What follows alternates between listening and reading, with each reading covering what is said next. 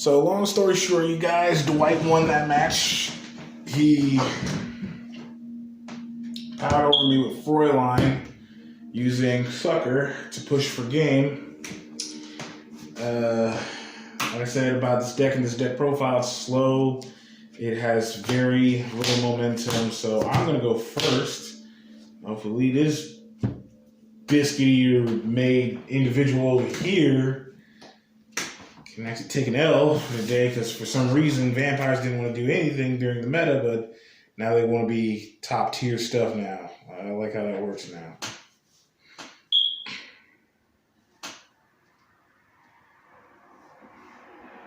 Not gonna lie, I kind of do as well. Not gonna lie, I kind of like that as well. I'm able to do stuff now. For now. Go. So you're going to end your turn? Yes, I'm going to.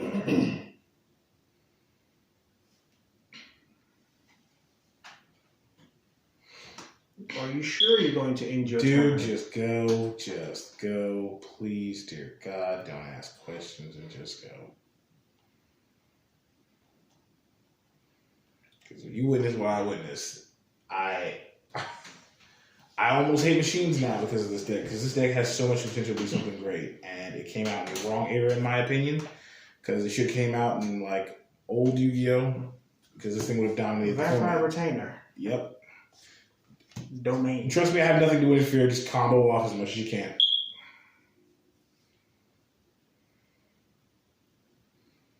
Trust me, there's no negates. I have no hand traps in this deck. No, I was thinking of what to play from the hand. Pay 500 tribute for Scourge. Then pay 1,000 to special summon. Retainer. Pay another 500 to search for a spell.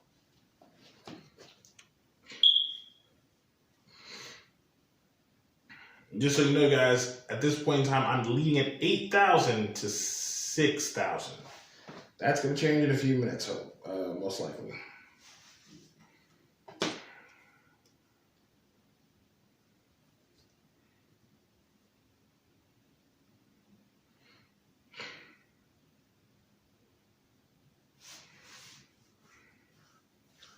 Yeah, Kingdom.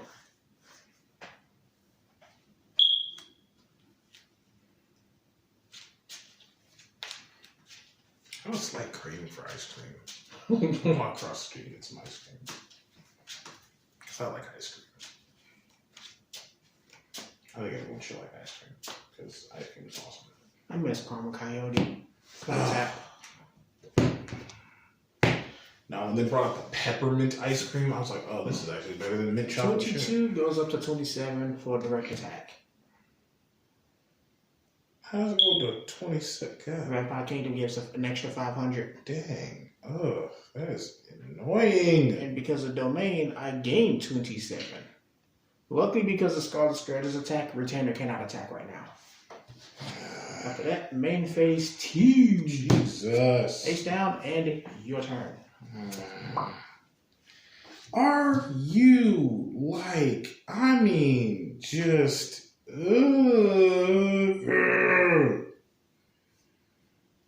you got this. I can't do anything. This deck is just, I'm sorry. You really, and then you drew all high. No, it's like I had a very gassed up hand. If I could have gotten into just one thing that special summons from the deck, I could have done something. But this archetype does not have that. It doesn't have it. Surprised you didn't just play Solemn just because. Yeah, all it would have done was slow down the inevitable, Dwight. That's what I'm saying. I'm actually, this is the reason why I have mixed feelings about that archetype. That wouldn't have helped you. Exactly. Because as soon as you played that, doing your end phase on the game up that. Yeah, like I said, like next turn you're like, look at this. Like, freaking, like this deck. I'm sorry. I'm a huge fan.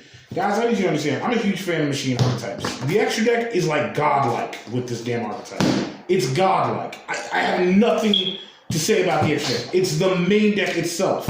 It's utter trash. It's garbage. I do not invest in InfiniTrack's.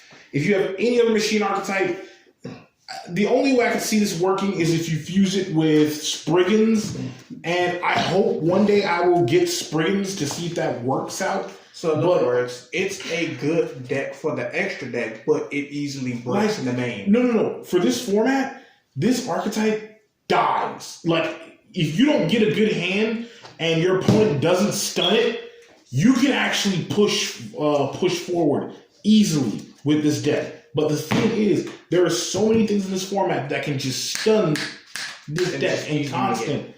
And it's just this came out, and this should have came out. You know when InfiniTrack's were first premiered? When? They were supposed to be premiered literally, I think there was a number card involved with them too. Okay, so they came around that era. Yes, the XZ's era. This would have been perfect during XZ's era. It wouldn't have been great. It wouldn't have been meta tier, but it would at least been decent because not a lot of card archetypes could really stop what this deck could do. But the only downside is the deck has limited resources when it comes to level 4s. You can sit in that whole entire archetype with a dead hand of 5s. And you can't special summon them. You can't do anything with them. The only way you can do stuff with them is if you get them out of your hand. The deck literally bricks itself without even trying. Like, no offense, I love this deck. This is what I meant when I said about the deck profile about this archetype, you guys. When I first seen this deck, I thought this deck was going to be something amazing, like Trains, Cyber Dragons, or Ancient Gears. And the fact that I spent time and actual money to build this deck crushes me inside, because this is the one machine deck I wanted to be something, and it's not. The only good card out of this entire archetype that has seen meta relevance is their boss monster. And the reason why, I can play this in any other archetype. Hell, I could play this in Cyber Dragons and bulldoze right over that vampire deck of yours without even trying. Give me 2 Infinities, let me get my other Nova out. I wouldn't even have to go into Infinity at that point. Play one of him, and I'm just bulldozing over your entire thing. That card is unaffected by everything. Ooh. So the only thing you can do is battle over it. But the thing is, you need 3 XZ's monsters on the field for it to do that. And in the current format, unless you get them all out in one turn. Yeah. When it came out in the Link era, this deck suffered greatly. In this format, it still suffers greatly because it's too slow. Everybody thought when this deck came out, oh, it was because the Link era. That's the reason why this deck is dying off slowly. No, this deck is literally moving at a snail's pace like an actual construction behemoth. It moves freaking slow. It moves as slow as it's Gen 2 Yu-Gi-Oh! Basically, this would literally slaughter Gen 2 Yu-Gi-Oh! And the reason why I know this is because I played Legacy of the Duelist on the Switch, because I do own it. I built this deck. I breezed through the entire first season of Yu-Gi-Oh! Without even trying with this deck. I got into the boss monster every fucking time without even trying. Damn. Without even breaking a sweat, worrying about back rows, MSTs, nothing. Got into the boss monster. Die, die, die. Hey, Pegasus, that's a nice relinquish. Die. I'm pretty sure that didn't slow down until you got to, season 4 in Legacy? Yep. That's when they started doing the Ash Blossom, Ghosto, and Trap Central over there. Jesus. Couldn't even play a freaking goddamn Earth Anchor without someone Ash Blossom, Effect Veil. God damn. But yeah, that's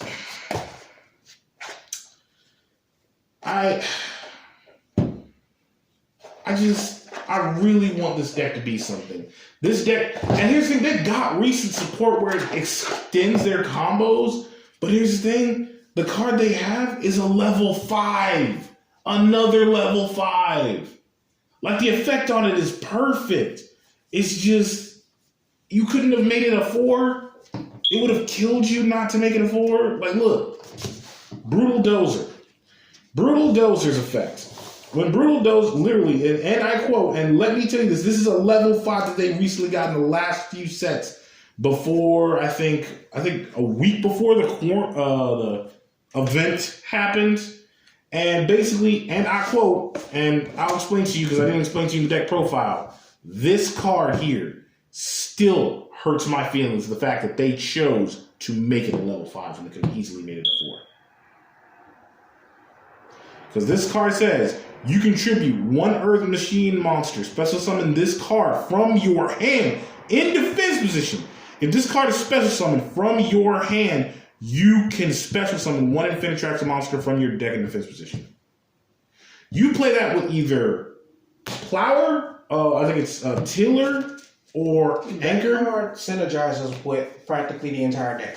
Here's the thing. It would if it wasn't a level 4. Because here's how the combo works. You get Harvester, special summon, Drill. Drill, you don't have to target one of these for your effect, but if you want to tribute this, special summon that, then special. Here's the thing. As long as you have one of these in hand along with him, stay as a combo, bring out another one. All they had to do was make this damn thing a level 4. And just take away that part where it says you contribute an Earth monster to special summon this card. And just give them the 2 effects these things have. Keep the rest of it. This deck would have been fine. It wouldn't have been rogue. It wouldn't have been meta. But it would have been fine. Because at least I know I can extend some goddamn momentum. This is where I literally tell you, Konami does not care about the fan base. They really don't. Because they give us stuff that's so good to a point where it's like, oh, this card is interesting. But when you look at the entire diagnostics of it, it is utter fucking garbage. Pardon my French, kids, if you can hear me. There's a Raid Raptor monster that came out maximum gold. It is perfect. Has a perfect effect. Here's the one problem. It's a level 3 Raid Raptor monster. The effect on it is beautiful and would make Raid Raptors hit straight up to meta tier within a split second if it wasn't a level 3. If it was only a level 4, it would have been great. Guess what it does? As long as you have a Raid Raptor on the field, special summon instantaneously. Oh. And it's a level 3. And most of them are 4s. They're rank 4, they're rank monsters, they're XZ monsters. Out of all of them, one of them is a rank 3. That thing's utter trash. Oh. Nobody plays it. Same thing with this. You guys could have... Konami, what... Are y'all just... and then they had the nerve to be sold out of Anchor Drill. Anchor Drill is the highest selling card next to the boss monster. I don't know why anybody spends money on this deck when you can just get it for 2 cents. Because this card right here could have had potential to make this card worth that much and the deck at least worth playing. No. There's no amount of format that you can create or extra monster, extra zones you can make that will make this deck even slightly playable. I can't even play against... This thing is a power creep deck that struggles against vampires. A deck that went rogue once and had the potential to do something better and didn't. You know people can still play Eldritch with Vampire? And here's the thing, that does something. This struggles against a pure Vampire deck. Pure. Not a lot of decks in the meta can say that. Oh, I struggle against a pure Vampire build. No. I took that freaking thing to locals, got my butt damn near mollywop half the time using it. And here I am struggling to even... And it wouldn't have been a problem because I know most machine... Don't get me wrong. There are a lot of machine decks that do power creep. Cyber Dragons, like I said, Ancient Gears. Cleaforts, they do power creep. And they still do something. They still do something. Rockets, I would recommend Rockets hands down. That was just a play on my part. I could have easily went for Barlow, kids, and still would have put up a challenge. But I went for Barguard thinking he would target one of my monsters with effects. That's a misplay on my part. There is nothing wrong with Rockets. Nothing wrong. 10 out of 10. I will give them that. 11 out of 10. Rockets. And it's the only dragon archetype I've ever messed with. And I don't really mess with dragons. I hate them. I hate everything about them. But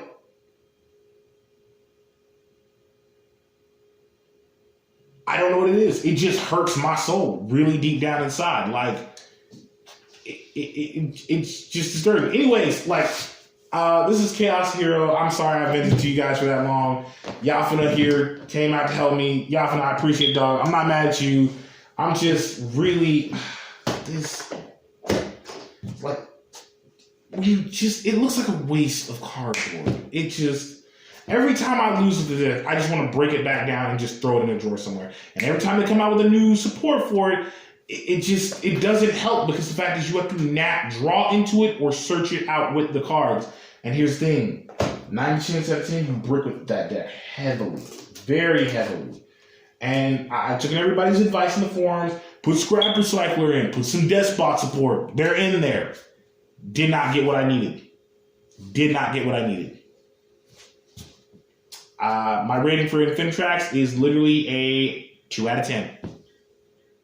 2 out of 10. Design-wise, looks good. The aesthetic looks great. The design and the method of how the flow of the deck and what's the algorithm of it and how it plays with the algorithm, it's okay. It's just it's its tempo. It doesn't match. It's like putting techno with like esoteric metal. It can work if you have the right beat, but if you just throw it in there, it just messes it up. It just garbage. And like y'all think I'm joking. I really do love machine decks. Like I have a full Cleaforts deck right here, and I did a deck profile, and I should be doing a top-down throwdown on that pretty soon, which I should be going against the white again with vampires. But yeah, I know this video is going to take forever, but like I said, like, comment, subscribe down there. I'm sorry for any InfiniTrack's fans, but this is the one machine deck I would just give 2 thumbs all the way down on. I hate it. I just dislike it. All right, take it easy, guys.